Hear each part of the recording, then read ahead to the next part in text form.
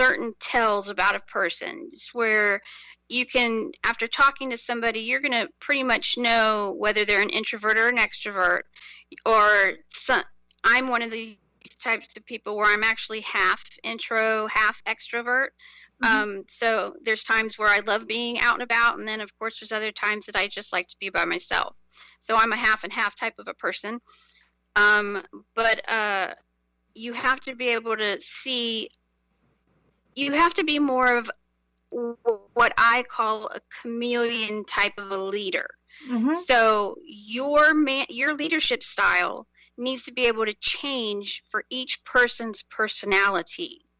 So because Johnny is an introvert and would not like to be put on the spot out there, but you know, Nina might like to be out there because she loves all the limelight and being recognized.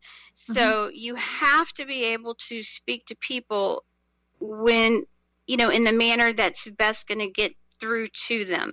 And a good leader is going to be able to see those signs and be able to change their spots on the best leadership style to handle the different personalities. Good. Now, how about mentorship? That's one of the things that I really is near and dear to my heart, because I do believe we have to mentor our the generation that is coming after us, right? What do you think about mentorship? Mentoring is very, very important.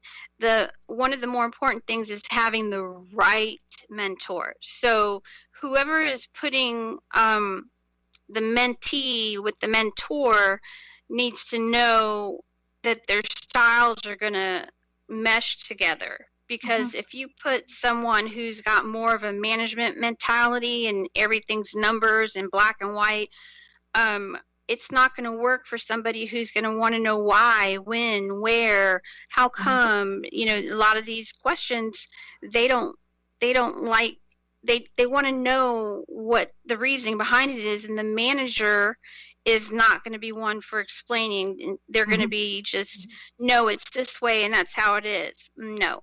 So we have to make sure that we find the right role models for these up and coming leaders, because too many times people take the up and coming leaders, like let's say the quote unquote millennials.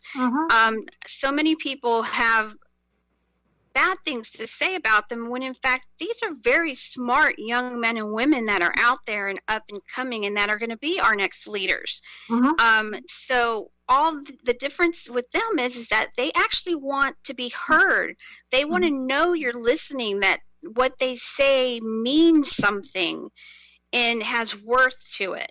So too many times that person in a manager role is going to look and say, they don't want to listen, when in fact, no, you're the one that doesn't want to listen. They just want to be heard. So we have to be very aware of those things. I've worked with many millennials, and I get along with all of them because I sit there and I actually listen to them, and I let them know, you know, it sounds good. Are you looking for advice or suggestions? And they'll say, well, yeah, how would you handle it? And I go, well, there's a couple of different ways. And I go through my different ways. And then they go, okay. And then they just, you know, make the suggestions into how they would work them. Right. Awesome. Thank you so much. Now, if you could go back in time and talk to your younger self, right? Because we all been in this journey. What was the one thing perhaps that you would tell her that you know now that perhaps back then you say, I wish somebody would have told me that? Oh, there's so many things. I would go back in time and I would tell my younger self, you can say no. And so many times I've wanted to tell somebody no, but how we were brought up, in the age we were brought up, we listened. Like if the manager says jump, we went, okay, how high? So I would tell myself, you can say no, or you can question them and say, well, why should I jump, and why that high? So that's the question. That's the answer, or I would give my younger self. Good, good, good. Just say no. I think that was so liberating to me when I learned to say no, you know, coming from that, like you say, that generation, that questioning was actually questioning authority, or when you said no, that was taking as disrespect and things like that. And now we know, right, that is a good thing that where we ask, no, can you explain that to me a little bit?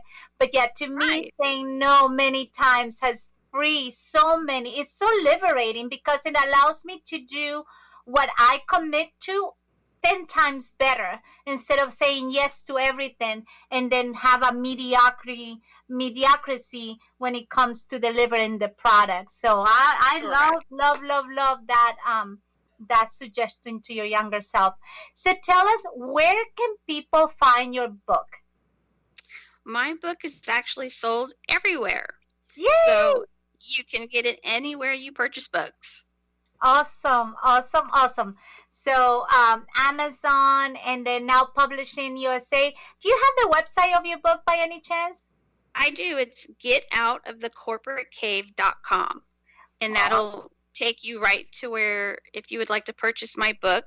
And my book was published through now scpress.com. And they're wonderful. They'll help you in every way with your book. They're just wonderful people there. Yeah, Lisa Marie and her team are amazing. So tell me the website one more time, please. getoutofthecorporatecave.com. Awesome.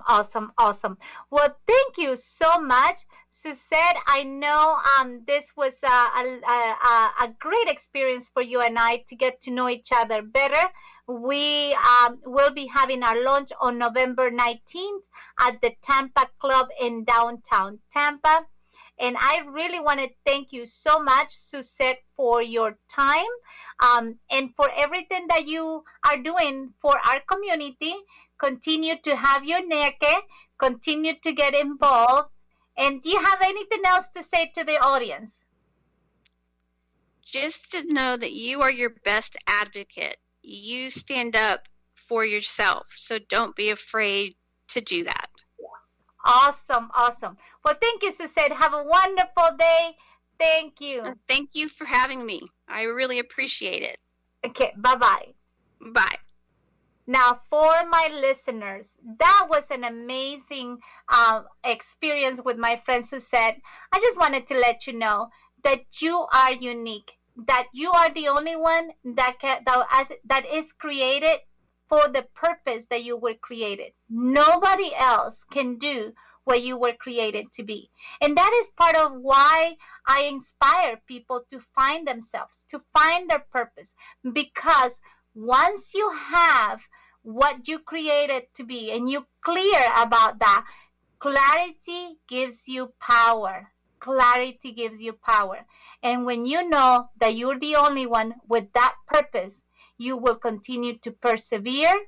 You will continue to persist, persevere, and then you'll be able to pivot to continue to be the best that you can be. So stay pure, stay positive, and stay inspired, my friends. Have a wonderful day. Ciao.